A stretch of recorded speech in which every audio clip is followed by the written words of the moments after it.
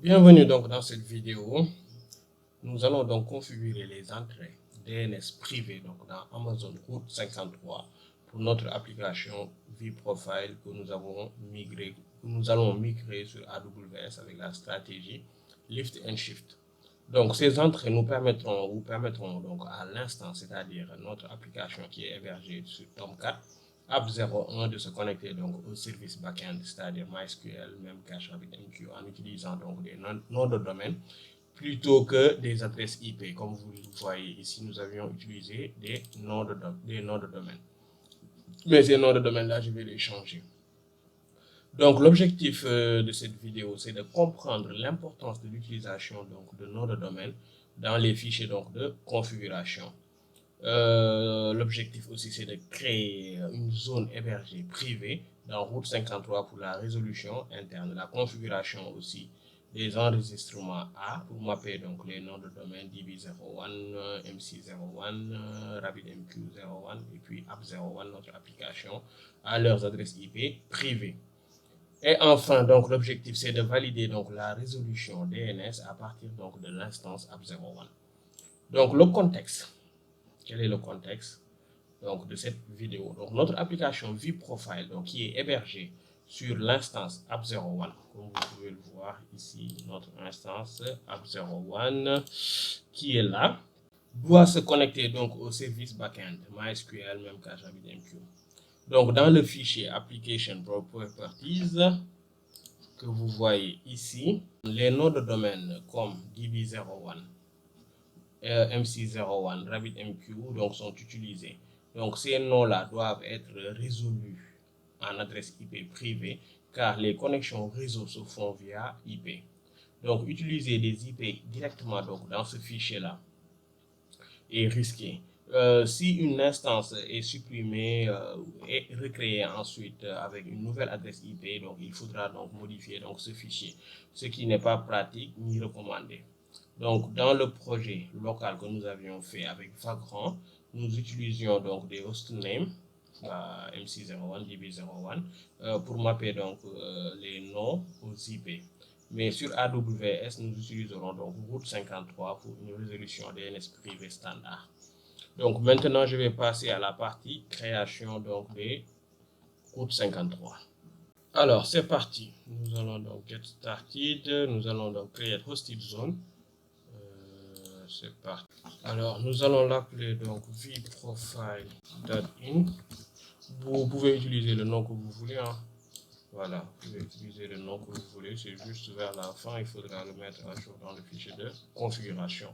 Ensuite, je vais utiliser donc des adresses IP privées, donc private hosted zone. Ensuite, pour ce qui est de la région, je vais utiliser la région que North Virginia, il est là.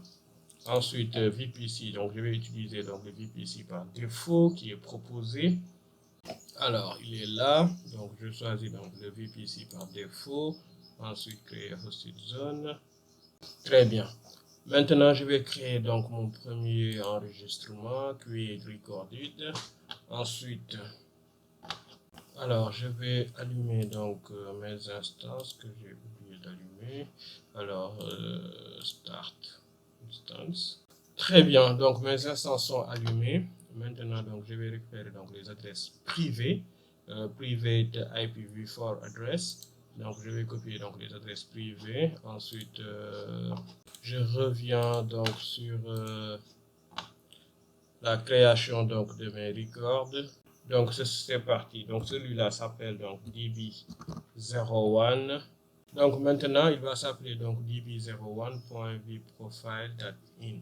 Donc, je colle ici donc l'adresse IP et là le A-record. Je ne vais pas utiliser donc le CNAME, je vais utiliser le A-record, route traffic to an IPv4 address IP to some AWS resources. Donc, on utilise le A-record.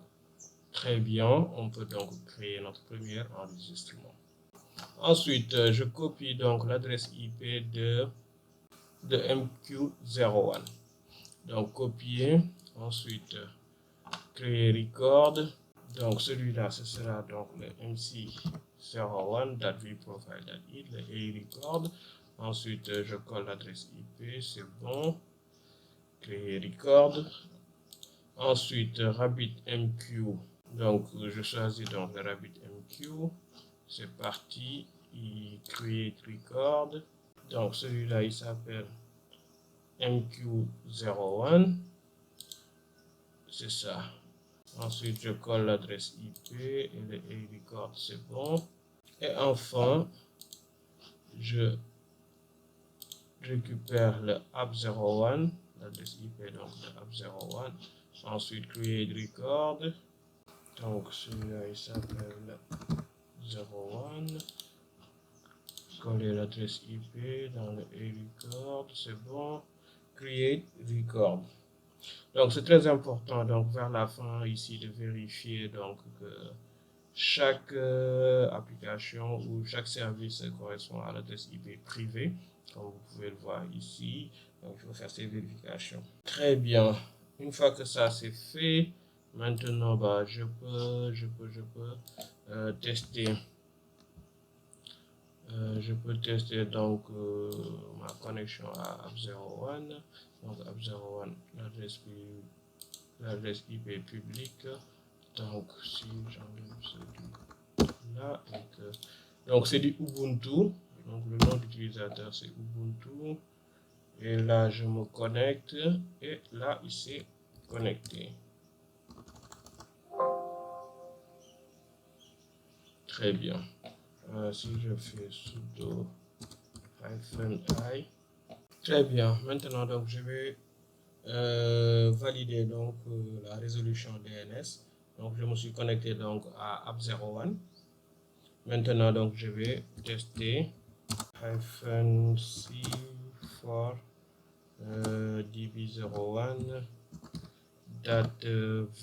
vprofile .in. Alors, ping -c db01 vprofile.in, et puis là, on a l'adresse IP donc qui est affichée de db01. Ça, c'est très bien. Alors, si là, je teste MC01, MC01, très bien, on a donc l'adresse IP aussi qui a changé, donc voilà, qui se trouve ici. Maintenant, si je teste RMQ01, RMQ01, très bien, là aussi, donc j'ai l'adresse IP. Donc tout cela, ça fonctionne. Donc les entrées DNS privées donc, sont maintenant configurées dans Route 53, permettant donc à App01, notre application, donc, de se connecter à l'ensemble des services back-end via donc des noms de domaine. Le ping a réussi, donc nous sommes maintenant prêts pour la prochaine vidéo où nous allons configurer donc l'application load balancer.